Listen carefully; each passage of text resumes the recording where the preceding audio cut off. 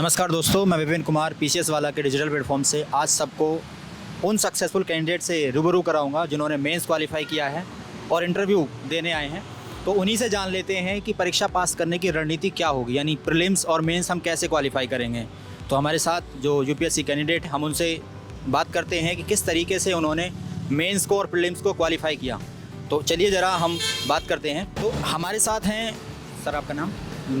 My self Anand Singh ji, हमारे साथ आनंद जी हैं और ये पहले मेंस क्वालिफाई कर चुके हैं और आज इनका इंटरव्यू भी है। तो हम बात करेंगे किस तरीके से इन्होंने प्रीलिम्स को क्वालिफाई किया। आज से हमारी रणनीति क्या होनी चाहिए सर? देखिए, अभी प्री की डेट आ रही है, अप्रोच कर रही है 28 मई का जो। हाँ, तो टाइम बहुत ज़्यादा भी नहीं जी। है और इतना कम भी नहीं है कि हम लोग रिवीजन कंप्लीट ना कर सकें। जी। तो प्री के लिए तो यहाँ से जो मेरी स्ट्रेटजी होगी वो यही होनी चाहिए कि अभी तक हमने प्रिपरेशन के दौर पे जितनी हमने पढ़ाई की है, ठीक है, तो उसमें क्या होगा कि आइदर हम लोगों ने अपने खुद के पर्सनल नोट्स बनाए होंगे, बुक्स हाईलाइट की होंगी, या हम लोगों को कोचिंग की ओर से जो कंसाइज मटेरियल, मैं पूरे बल्क मटेरियल की बात नहीं कर रहा हूँ। हाँ। जो कंसाइज में भी दिए जाते हैं ना, शॉर्ट नोट्स, अब उस पर फोकस करना तो चाहिए। सर जैसे किसी के पास अभी कोचिंग नोट्स नहीं है, उसे फिर क्या करना चाहिए? देखिए, अगर कोचिंग नोट्स नहीं है तो ग्रुप होगा अपना, ठीक है, या कोई मेंटर होगा, उसके हेल्प की सहायता से उनके पास नोट्स होंगे। अगर अपने नोट्स नहीं तो जाहिर सी बात है कि अब हम लोग पूरे स्टैंडर्ड बुक को नहीं पढ़ सकते, टाइम नहीं बचा उतना, ठीक है। तो शॉर्ट नोट्स पे फोकस करें। शॉर्ट नोट्स हम लोगों को नेट पे भी अवेलेबल हो जाता है, लेकिन नेट पे प्रॉब्लम ये होती है कि क्वालिटी मैटर करती है। अगर हम लोगों ने एक ऐसा मटेरियल उठा लिया जिसके पास खुद ही पहले से डाउनग्रेडेड मटेरियल है, हाँ। तो वो हमारा टाइम लॉस कर देगा। बिल्कुल बिल्कुल। हाँ, तो नेट पे मैं फोकस एम्फेसिस नहीं देता, हाँ। लेकिन अगर नहीं है किसी के पास तो उसको कहीं ना कहीं से तो मटेरियल चाहिए ही होगा। तो आइदर वो अपने किसी फ्रेंड सर्कल से कहीं से नोट्स की व्यवस्था करे, और लास्ट या ऑप्शन कहीं से गाइडेंस मिले तो वो ले लीजिए। हाँ, श्योरली, मतलब कहीं जहाँ से भी नेट मतलब कॉन्फिडेंशियल गाइडेंस होनी चाहिए। नोट्स हमारे पास अच्छे होने चाहिए, ठीक है। तो सर अभी जैसे एनसीईआरटी प्रीलिम्स के लिए कितनी बेनिफिशियल है? प्रीलिम्स के लिए एनसीईआरटी, देखिए, एनसीईआरटी से ज़्यादा हमारे पास जो कोचिंग के जो स्टैंडर्ड नोट्स होते हैं ना, प्रीलिम्स में एनसीईआरटी का उतना ज़्यादा इंपॉर्टेंस नहीं है जितना उसका मेंस में इंपॉर्टेंस है। अच्छा, मतलब कंसेप्ट क्लियर करने के लिए एनसीईआरटी ले सकते हैं। हाँ। और बाकी जो फैक्ट वगैरह जो जैसे प्रीलिम्स जहाँ से पिक करता है क्वेश्चंस को, उसके लिए आप रेफरेंस बुक भी लें। रेफरेंस बुक लेके लें, क्योंकि एनसीईआरटी में जो पिन जो क्वेश्चन है, जो मतलब पर्सन एंड इन्फॉर्मेशन के जो क्वेश्चन हैं वो बहुत ज़्यादा है, हाँ। ठीक है, और वो एक स्टैंडर्ड वे में लिखा नहीं है। हाँ। तो आपको लर्न करने में बहुत प्रॉब्लम होगी, हाँ। ठीक है। लेकिन एनसीईआरटी में क्या होता है कि आपको कंटेंट राइटिंग के लिए मटेरियल मिल जाता है और स्टैंडर्ड बुक से आपको डेटा मिल जाता है। तो जैसे हम प्रीलिम्स देने जाएँ तो डार्क एरियाज़ क्या क्या हैं जहाँ हमें फोकस करना चाहिए? मतलब ज्योग्राफी में, हिस्ट्री में और पॉलिटी में। ये तो सबको जैसे नॉर्मल पता है कि भाई हिस्ट्री, ज्योग्राफी, पॉलिटी और करंट अफेयर ये बेसिक हो गया, लेकिन जो बाकी है जैसे डिजास्टर मैनेजमेंट हो गया, इंटरनल सिक्योरिटी हो गया, और बाकी जैसे आईआर का पोर्शन हो गया, तो इन सब पे कितना फोकस करना चाहिए और कौन कौन से एस्पेक्ट हैं जो हमें कवर करने चाहिए? देखिए, अगर हम प्री के बेसिस से बात कर रहे हैं, हाँ। तो इस टाइम पे प्री के लिए जैसे टाइम अप्रोच कर रहा है, हाँ। ठीक है, तो अगर आपको अब तक ये पता चला गया होगा प्रिपरेशन के दौर पे कि हमारे कौन से सेक्शंस वीक थे, हाँ। उन सेक्शंस पे थोड़ा एक्स्ट्रा एम्फेसिस के साथ, ठीक है, आप कंटिन्यू करें। और क्योंकि अभी भी हमारे पास सफिशिएंट टाइम है, हाँ। अगर आपको कोई सेक्शन वीक था तो आप उस पर एक्स्ट्रा फोकस करके आप उसको वापस स्ट्रॉन्ग कर सकते हैं, ठीक है। जैसे आपने जो मेंस है वो हिंदी मीडियम से दिया था, है ना? तो उसमें कौन कौन से जो टॉपिक्स है करंट अफेयर से, जैसे इकोनॉमिक्स हो गया, साइंस एंड टेक हो गया, ये जो करंट अफेयर के टॉपिक से ही क्वेश्चन जैसे बनते हैं, जैसे हमने भी जैसे दिया है पेपर, तो उसमें करंट इश्यूज़ है वहाँ से उठा रहे हैं, तो वो आप क्या फॉलो करते हो उसके लिए? देखिए, करंट अफेयर्स के लिए सबसे बेस्ट तो न्यूज़पेपर है, ठीक है। आपको एक न्यूज़पेपर फॉलो करना पड़ेगा। उसके अलावा आपके पास एक मंथली मैगजीन होनी चाहिए, कोई भी एक। हाँ, कोई भी एक। मैं एक ही पे इन्फेसिस करता हूँ कि आप एक कंप्लीट करें, उसके बाद दूसरे पे जाएं। उसके बाद आपके पास जो एनुअल ईयर बुक्स आती है ना, जैसे इंडिया ईयर बुक हो गई, ठीक है, आप इनको फॉलो करें। तो जब आप 3 सेक्शंस में करते हैं, आपको लगभग सब कुछ कवर हो जाता है। अगर आप बाई चांस न्यूज़पेपर से कुछ मिस हो गया तो आप मैगजीन्स में उसको कवर कर लेंगे। और जो थ्रू आउट द ईयर का जो डेटा होता है, क्योंकि वो मंथली बुक्स में क्या होता है कि वो हर मंथ चेंज होता जाता है, ठीक है, तो आपको कंसाइज डेटा मिल जाता है इंडिया ईयर बुक पे। तो जैसे अभी प्रीलिम्स के 3 महीने हैं, तो अब हमें क्या करना चाहिए? मतलब किस तरह की स्ट्रेटजी हो हमारी? तो यहाँ से प्रीलिम्स के लिए तो आप अपने नोट्स पे फोकस करें, ठीक है, और नोट्स के साथ आपने अपने स्टैंडर्ड बुक्स में हाईलाइट क्या प्री और मेंस लगातार अभी रखना चाहिए जारी? नहीं, मेंस की आंसर राइटिंग आप 1 महीने तक अभी कंटिन्यू कर सकते हैं। उसके बाद मेंस आपको ड्रॉप करना पड़ेगा 1-2 महीने के लिए। उसके बाद जैसे ही आपका प्री खत्म होता है आप फिर से मेंस पे फोकस करें। तो जैसे हमने मेंस मतलब हमारा जैसे प्रीलिम्स आ रहा है, तो प्रीलिम्स के 10 दिन पहले मान लो हमने अपना सब कुछ रिवाइज वगैरह कर लिया, तो आगे स्ट्रेटेजी क्या हो? पहले 10 दिन, प्रीलिम्स से 10 दिन पहले। प्रीलिम्स के 10 दिन पहले देखिए, यहाँ से आप एक काम ये कर सकते हैं कि जैसे आप सेक्शनल रिवीजन शुरू करेंगे, ठीक है? सेक्शनल रिवीजन, हाँ वो एक इम्पोर्टेंट है, वो कैसे करते हैं, उसका क्या है मतलब? सेक्शनल स्टडी के बारे में थोड़ा बताइए। सेक्शनल रिवीजन में देखिए, आपके पास इस समय जो भी स्टडी मटेरियल्स मिल रहे हैं, ठीक है, आप ये देखेंगे कि वो पहले से ही सेक्शनलाइज्ड होते हैं, पहले से ही, ठीक है?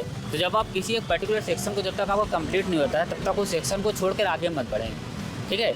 इसमें प्रॉब्लम क्या होता है कि अगर आप हर सेक्शन को 70% 80% कवर कर रहे हैं, तो अगर आपको लास्ट में आपके पास 1 महीने 15 दिन 20 दिन बच गए, तो आप बाकी 30% कवर नहीं कर पाएंगे। हाँ, ठीक है, तो आप अभी से इसी समय से थोड़ा एक्स्ट्रा टाइम लग जाएगा। अब ज़्यादा टाइम उस तरह वो भी नहीं है। तो क्या हमें जैसे सेक्शनल हम पढ़ने जा रहे हैं, जैसे मान लो हमने पॉलिटी स्टार्ट किया, तो पॉलिटी के साथ साथ क्या हमें हिस्ट्री या अदर सब्जेक्ट भी उठाना चाहिए? नहीं, हाँ, ये देखिए, अगर आप केवल एक सिंगल सब्जेक्ट पढ़ रहे हैं तो वो थोड़ा सा बोरियत हो जाता है। हाँ, ठीक है, तो आप क्योंकि हर 7वें 8वें दिन में मतलब ओबेशंसी फील होती है कि यार अब ये सब्जेक्ट ज़्यादा नहीं पढ़ पा रहे हैं, नहीं, कोई तो आप प्रोडक्टिविटी कम होने लगती डेली बेसिस पे ही आप तय कर लें कि अगर मुझको इतना पढ़ाई करना है, इतने आवर्स पढ़ाई करना है, उतने नंबर ऑफ आवर्स को आप 3 पार्ट्स में डिवाइड कर दें। आप 3 सब्जेक्ट लेके चलें।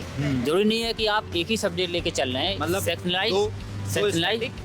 सेक्शनलाइज मेरा कहने का मतलब ये है कि जैसे आपने कोई एक पर्टिकुलर सब्जेक्ट उठाया, उसका एक चैप्टर उठाए हुए हैं, उस सब्जेक्ट के उस चैप्टर के आगे ना पढ़े जब तक, चाहे वो 1 हफ्ते लगे, हाँ, ठीक है, लेकिन उस चैप्टर उस सेक्शन को ख़त्म करें। उसी के साथ आप दूसरे सब्जेक्ट का भी एक सेक्शन उठाए होंगे, तीसरे सब्जेक्ट का भी एक सेक्शन उठाए होंगे, तो आप 3 सेक्शन लेके एक साथ चल रहे हैं। अच्छा, तो क्या हम जैसे अभी प्रीलिम्स हम देने जाएं, तो हमने एनसीईआरटी जैसे कवर कर रहे हैं, एनसीईआरटी में चैप्टर वाइज क्या हम एमसीक्यूज़ लगाएं, या फिर पूरी एनसीईआरटी पहले पूरे पढ़ लें, फिर उसके बाद टेस्ट सीरीज़ को फॉलो करें? देखिए, टेस्ट सीरीज देना तो आप स्टार्ट कर दीजिए। तो क्या चैप्टर वाइज एमसीक्यूज़ भी लगाए जाए? जैसे एनसीईआरटी हमने पढ़ी, तो जो कोचिंग नोट्स हैं उनमें सेक्शन वाइज होते हैं कि जो तुमने पढ़ा है उसको यहाँ तुम टेस्ट चेक कर सकते हो, तो क्या वो देने इम्पोर्टेंस है उसकी कुछ? देखिए, आप टेस्ट सीरीज ज्वाइन कीजिए, ठीक है? टेस्ट सीरीज के साथ साथ जो जैसे आप चैप्टर वाइज एमसीक्यूज़ की बात करते हैं, देखिए चैप्टर वाइज एमसीक्यूज़ में सबसे बड़ा फ़ायदा ये होता है कि जब हम किसी चीज़ को पढ़ना शुरू करते हैं, जब मुझे क्वेश्चन की डेप्थ पता होती है कि मुझे किस डेप्थ तक पढ़ाई करनी है, तो ये मुझको PYQ से पता चलता है। जब प्रीवियस ईयर क्वेश्चंस को हम देखेंगे तो मुझे पता चलेगा कि मुझको किस डेप्थ तक पढ़ाई करना है, क्योंकि यूपीएससी आपको एक शॉर्ट लाइन में सिलेबस दे देता है। यहाँ हमें ये नहीं पता चलता कि आपको किस डेप्थ तक पढ़ाई करनी है, लेकिन हर चीज़ की एक डेप्थ है ना, हमको उसी डेप्थ तक पढ़ाई करनी है। जब मैं प्रीवियस ईयर क्वेश्चंस को करना शुरू करता हूँ तो मुझको पता चल जाता है कि मुझको इस डायरेक्शन में पढ़ाई करनी है। बिल्कुल। तो अगर आप रिवीजन के पहले भी उस चैप्टर के पर्टिकुलर चैप्टर के एमसीक्यूज़ को सॉल्व कर लें, फिर रिवीजन करें, तो इसका भी बेनिफिट होता है। हाँ, इसका बेनिफिट होता है। तो प्रीलिम्स के बाद अब हम आते हैं मेंस पे, क्योंकि प्रीलिम्स में लगभग जो कंसेप्ट हैं, जो चीज़ें हैं, स्ट्रेटेजी है, वो यही रहती है कि हमें एनसीईआरटी पढ़नी है, और एनसीईआरटी जिनकी अभी नहीं हुई है वो स्टैंडर्ड बुक फॉलो करें, और जिनके नोट्स बने हो उनके लिए बेस्ट है, नोट्स उन्हें फॉलो करें। 10 दिन पहले उन्हीं को मल्टी रिवीजन करें, दोबारा नई चीज़ें ना पढ़ें, फिर 10 से 15 दिन पहले से, है ना? फिर हम मेंस पे जब जाते हैं, जैसे आज हम प्रीलिम्स देख के आ गए, को मान लो प्रीलिम्स हो गया, अब 28 और 29 मई हमने रेस्ट लिया और 30 मई में हम अभी खड़े हैं, तो 30 मई से हमारी क्या स्ट्रेटेजी हो मेंस के लिए?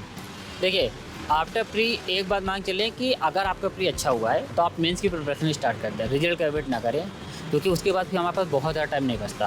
अब हर साल आयोग अपने हिसाब से डेट देता है, कभी जल्दी ड्यूरेशन कम होती है, कई बार ज़्यादा भी हो जाती है, तो कभी भी ये ना देखें कि पिछले साल उसने टाइम दिया था तो अब ये साल भी देगा, ज़रूरी नहीं है। तो प्री के 1-2 दिन बाद रिलैक्स होना भी ज़रूरी होता है, उसके बाद आप मेंस की प्रिपरेशन स्टार्ट करें। और मेंस की प्रिपरेशन में 2 चीज़ें इंपॉर्टेंट है, आपके पास कंटेंट होना चाहिए, और दूसरा आपको पता होना चाहिए आपको कंटेंट लिखना कैसा है। हाँ, ठीक है, तो कंटेंट के लिए आपके पास 2 चीज़ें हैं, एक एनसीईआरटी है, दूसरा स्टैंडर्ड बुक या रेफरेंस बुक, आप जो भी फॉलो कर रहे हैं, ठीक है, आप उनको कंप्लीट करें, ठीक है। यहीं पे एनसीईआरटी की इम्पोर्टेंस आ जाती है, क्योंकि एनसीईआरटी क्या है, काफ़ी ब्रॉड में उन्होंने लिख रखा है, हमको डिटेलिंग काफ़ी अच्छी मिलती है वहाँ से। एक समस्या ये आती है, जैसे जो लोग प्रीलिम्स की मतलब तैयारी कर रहे होते हैं थ्रू आउट द ईयर, उनका मेंस अब तक क्लियर हो गया, मतलब मेंस उन्होंने पूरी स्टडी कर ली, उनका ऑप्शनल अभी क्लियर नहीं है, मतलब ऑप्शनल उन्होंने स्टार्ट ही नहीं किया और महीने में वो मार्च और फरवरी में आ जाते हैं। अब क्या उन्हें ऑप्शनल उठाना चाहिए या ऑप्शनल वो प्रीलिम्स देने के बाद ही उठाएं?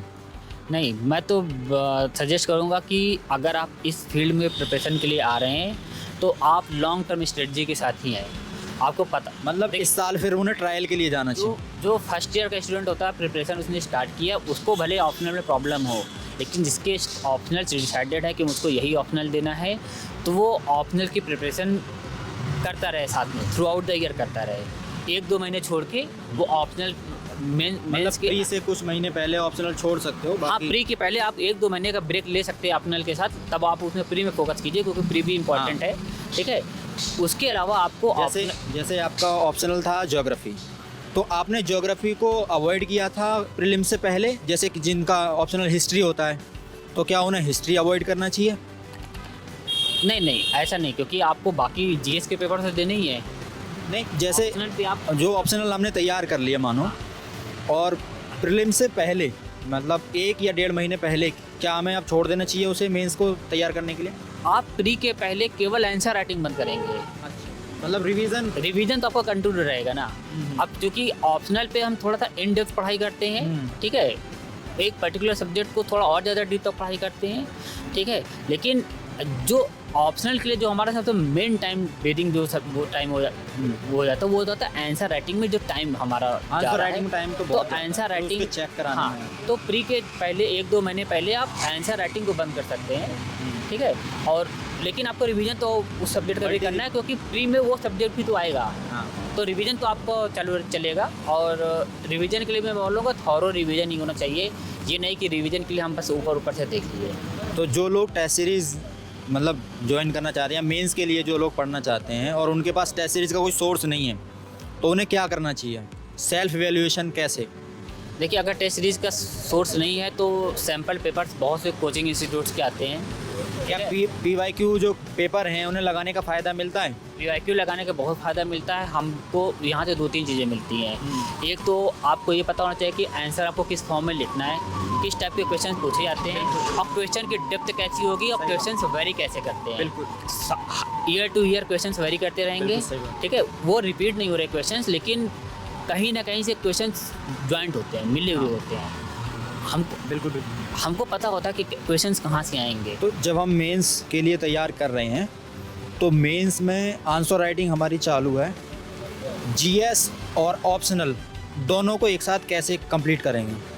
देखिए, ऑप्शनल का सब्जेक्ट भी आपका जीएस का पार्ट होता है, ठीक है, तो जब तक आपका ऑप्शनल डिसाइडेड नहीं है कि ऑप्शनल मेरा ये सब्जेक्ट होगा, जैसे मान लीजिए हमने वो ऑप्शनल ले रखा है जिसका जीएस 1, 2, 3 में कोई रिलेवेंस नहीं है, मतलब ऐसे मान लेते हैं, ऐसा मान लेते हैं एंथ्रोपोलॉजी जैसे ले लिया मान लो, और या हिंदी लिटरेचर मान लो, तो ऐसे जो ऑप्शनल हैं उनके साथ कैसे ट्रीट करना चाहिए? और वो जो ऑप्शनल जैसे हिस्ट्री हो गया आपका, जैसे ज्योग्राफी हो गया, मेरा हिस्ट्री हो गया, तो इन लोगों को हम लोगों को कैसे टैकल करना चाहिए? देखिए, अगर आपका ऑप्शनल का सब्जेक्ट जीएस का पार्ट भी है, हाँ, तो यहाँ पे आपको एक एज मिल जाता है, हाँ, ठीक है, तो जायज़ बात है जब आप बाकी जीएस की पढ़ाई कर रहे हैं, ऑप्शनल आपका रेडी हो रहा है, लेकिन ऑप्शनल में साथ में कुछ सब्जेक्ट्स ऐसे भी हैं जो जीएस में पार्ट नहीं है, जैसे आप जैसे साइंस का सब्जेक्ट ले लिया, ठीक है, तो लेकिन ऑप्शनल पे जब आपका प्री ख़त्म हो जाएगा तो आपको ऑप्शनल पे एक्स्ट्रा फोकस करना पड़ेगा, क्योंकि ऑप्शनल वेटेज बहुत ज़्यादा रखता है। तो मतलब साथ के साथ मेंस और इंटरव्यू, मतलब मेंस के लिए जो हम चलेंगे वो ऑप्शनल और जीएस दोनों कवर करेंगे। जब आप मेंस की आंसर राइटिंग चल रही है, जब आप साल की शुरुआत में जब आप प्रिपरेशन स्टार्ट कर रहे हैं, जब आप फिर से एक नया पूरा साल के लिए पूरी स्ट्रेटजी बनाएंगे, उसी समय पहले 1 महीने के बाद से ही आपकी आंसर राइटिंग स्टार्ट होनी चाहिए। बिल्कुल, तब तक कंटिन्यू करनी चाहिए जब तक प्री एकदम पास में ना आ जाए। बिल्कुल, जब प्री पास में आ जाता है तब आप आंसर राइटिंग छोड़ दें, रिवीजन स्टार्ट मेंस और ऑप्शनल दोनों के लिए। लिए। और फिर उसके बाद जब हमारा प्री हो जाए और हमारा स्कोर अच्छा बन रहा है, तो मेंस के लिए हमें फिर दोबारा से दोनों सब्जेक्ट को उठा लेना चाहिए, मतलब दोनों एज को, हाँ। इधर ऑप्शनल और इधर जीएस, दोनों को उठा के चलना चाहिए। और ये देखिए हर पर्सन टू पर्सन वेरी करेगा कि कौन किस सब्जेक्ट को ज़्यादा फोकस दे रहा है, ठीक है। अब हर अलग अलग सब्जेक्ट्स के साइज अलग अलग है, हाँ। ठीक है। तो जाहिर बात है कि अगर किसी ने ज्योग्राफी उठा रखा है, हमें पता है कि ये लेंदी सब्जेक्ट है, बिल्कुल, तो हमको ज़्यादा टाइम देना पड़ेगा। इसके अलावा ऑप्शनल में और भी कई सब्जेक्ट्स हैं जो थोड़ा साइज में छोटे हैं। हाँ। जैसे मेंस के लिए हमें disaster management, internal security, science and tech और इकोनॉमी, ये ऐसे सब्जेक्ट होते हैं जो करंट अफेयर से बहुत ज़्यादा क्वेश्चन उठाते हैं मेंस में। तो इन्हें कैसे कवर करना है? जो लोग हिंदी मीडियम से हैं, इंग्लिश वालों को तो बहुत अवेलेबल कंटेंट, हिंदी मीडियम का क्या? देखिए कुछ सब्जेक्ट ऐसे हैं जिसके लिए आपके पास अच्छी स्टैंडर्ड बुक्स भी मिल जाएंगी। जैसे आप जियोग्राफी की बात कर रहे हैं, हिस्ट्री की बात कर रहे हैं, इकोनॉमिक्स की बात कर रहे हैं, स्टैटिक पोर्शन में, हाँ स्टैटिक पोर्शन में आपको बहुत अच्छी बुक्स मिल जाएंगी। लेकिन जैसे आप करंट अफेयर्स में आते हैं तो आपके पास खासकर हिंदी मीडियम में बुक्स लिमिटेड हो जाती हैं। तो यहाँ पर देखिए आपकी कोचिंग बहुत अच्छा रोल प्ले करती हैं, कोचिंग। हाँ। तो अब जैसे आपका डिजास्टर मैनेजमेंट है, इथिक्स टाइप के सब्जेक्ट्स हो गए हैं, तो यहाँ पे आप कोचिंग से जो मटेरियल मिल रहा है ये सफिशिएंट होते हैं। अगर आप किसी एक पर्टिकुलर सीरीज़ को फॉलो कर रहे हैं, पूरा आपने उसको कंप्लीट कर दिया है, तो वैसे भी ये मोर देन सफिशिएंट है। लेकिन अगर उसके बाद आपको अगर लग रहा है कि अभी भी मुझे चाहिए, तब आप किसी दूसरे सोर्स को फॉलो कर सकते हैं। लेकिन मैं at the end of the day यही बोलता हूँ कि नेट पे जितना आप लेट से जाएंगे उतना बेटर है, क्योंकि वहाँ पे क्या होता है कि बहुत अच्छे मटेरियल हैं लेकिन बहुत वास्ट है। हाँ, मतलब बहुत ज़्यादा मटेरियल पड़ा हुआ है जो पढ़ा नहीं जाएगा। हाँ, हम एक अच्छे मटेरियल को ढूंढने में इतना टाइम लॉस कर देंगे कि उतने देर में हो सकता है कि हमारा पूरा सब्जेक्ट ख़त्म हो जाता। और मटेरियल बहुत ज़्यादा है, तो ये दिक्कत हो जाती है, क्योंकि अभी कोई भी सब्जेक्ट बना कर डाल दे रहा है। संजीवनी हमें चूज़ करनी है कि कौन सी है जो हमारे काम आनी है। और अब अगर हम पढ़ रहे हैं तो हमको पता नहीं होता कि ये सोर्स अच्छा है कि ख़राब है। जब मैं उसको पूरा वीडियो देख के कंप्लीट कर देता हूँ, फिर मुझे पता चलता है कि इसमें कुछ भी मुझे नया मिला ही नहीं। हाँ। और मेरे 45 मिनट्स लॉस हो गए। तो इसलिए मैं बोलता हूँ कि नेट पे थोड़ा सा कम फोकस करें, आपके पास जो मटेरियल है उस पर ज़्यादा फोकस करें, मतलब उस पर भरोसा रखें। अपने जो नोट्स हैं वो काम आएंगे, हाँ। अपनी जो हाईलाइटेड बुक कर रखी है वो काम आनी है, और साथ ही यदि कोचिंग का नोट्स मिल जाए तो वो सबसे बेस्ट। हाँ, तो देखिए अगर आप कोचिंग नहीं भी ज्वाइन किए हैं, तो जाहिर बात है आपके फ्रेंड सर्किल में होंगे लोग। हाँ, शेयर भी कर सकते हैं। हाँ, शेयर भी कर सकते हैं, लोग शेयर करते ही हैं, हम लोग भी शेयर करते हैं, अलग अलग कोचिंग के हैं। और इसमें लेकिन हाँ, पढ़ाई के टाइम में एक थोड़ा सा ये भी होता है कि ग्रुप मैटर कर जाता है, आपके पास ग्रुप अच्छा हो। हाँ, अब जैसे इन सब्जेक्ट कवर करने के बाद आपने जो अपने एसए के लिए प्रिपरेशन कैसे की थी? देखिए मैं वही बता रहा हूँ। देखिए जैसे आपके पास ग्रुप अच्छा मेंटेन है, और एसए में कई बार आपके करंट अफेयर्स स्ट्रांग होने चाहिए, आपके पास डेटा अच्छा होना चाहिए, ठीक है। तो यहाँ पे आपका इंडिया ईयर बुक या मैगजीन बहुत अच्छा रोल प्ले करती हैं। और जैसे फर्स्ट जो फर्स्ट सेक्शन आए थे इस बार एसए का, तो उसमें फ़िलॉसफी से ज़्यादा क्वेश्चन उठाए गए थे। हाँ। तो वो फ़िलॉसफी वाला जो सेक्शन है वो आपने कैसे कवर किया था? बता रहा हूँ। तो देखिए अब फिलॉसफी में भी देखिए ऐसा होता है कि अगर हम प्रो कॉन्स दोनों में जाएँ, हाँ, तो काफ़ी अच्छा होता है। तो जब आप किसी एक ऐसे सोर्स को उठाते हैं ना कि जो बायस नहीं है, हाँ, तो वो एक दिन वन साइड देगा, नेक्स्ट डे वो अदर साइड दे देता है। वो एक ही दिन दोनों साइड नहीं देगा, क्योंकि जो भी राइटर लिख रहा है वो एक साइड का तो बायस्ड होगा ही होगा। हमें अनबायस्ड रहना है, लेकिन सामने से जो भी मटेरियल आ रहा है वो राइटर देखिए वो सही है, हमारी भी जी। अगर जैसे मैं गवर्नमेंट की बात करूं, अब मैं भले अनबायस्ड होने की बात करूं, लेकिन मुझे पता है कि at the end of the day अगर मैं वोटिंग करने जा रहा हूं तो मैं किसी एक या तो मैं प्रो में करूंगा या एंटी में जाऊंगा, ठीक है। तो जाहिर सी बात है तो मेरे अपने ओपिनियंस हैं, बिल्कुल, ठीक है। तो लेकिन मुझको रहना अनबायस्ड है, लेकिन मेरे अपने ओपिनियन है। तो एडिटोरियल में जब भी कोई राइटर लिख रहा है तो उसके अपने ओपिनियन है, वो अनबायस्ड होकर भी लिखने की जब कोशिश कर रहा होता है, वो कि वन साइडेड हल्का सा वो बायस्ड आ ही जाता है, ठीक है। तो इसीलिए जब आप कंटिन्यू किसी चीज़ को फॉलो कर रहे होते हैं, आप सिंगल सोर्स पे भी रखे हुए हैं, जैसे आप चलिए मैं नाम ले लेता हूँ, आप द हिंदू को ही फॉलो कर रहे हैं, ठीक है। तो द हिंदू अनबायस्ड हो सकता है, लेकिन अंदर जो एडिटोरियल लिख रहा है वो बायस्ड हो सकता है, बिल्कुल, ठीक है। ये द हिंदू की क्रेडिबिलिटी नहीं डाउन कर रही है, लेकिन द हिंदू, इसीलिए हमें जब आप पक्ष को डेली बैलेंस करना है। डेली पढ़ रहे होते हैं, आपको एक दिन एक साइड का मिलेगा, दूसरे दिन दूसरे साइड का मिल जाएगा। जब आप दोनों पढ़ लेंगे, आपके पास दोनों के पॉइंट्स होंगे। तो कंटिन्यूटी यहाँ पे बहुत इंपॉर्टेंट होती है। तो मेंस की रणनीति कुछ इस तरीके से होनी चाहिए कि मेंस के लिए हमें सारे सब्जेक्ट भी साथ के साथ रखने हैं, अपना ऑप्शनल भी तैयार रखना है। ऑप्शनल में और जीएस के सब्जेक्ट में संतुलन बना के रखना है। दोनों की टेस्ट सीरीज़ हमें साथ के साथ देनी है।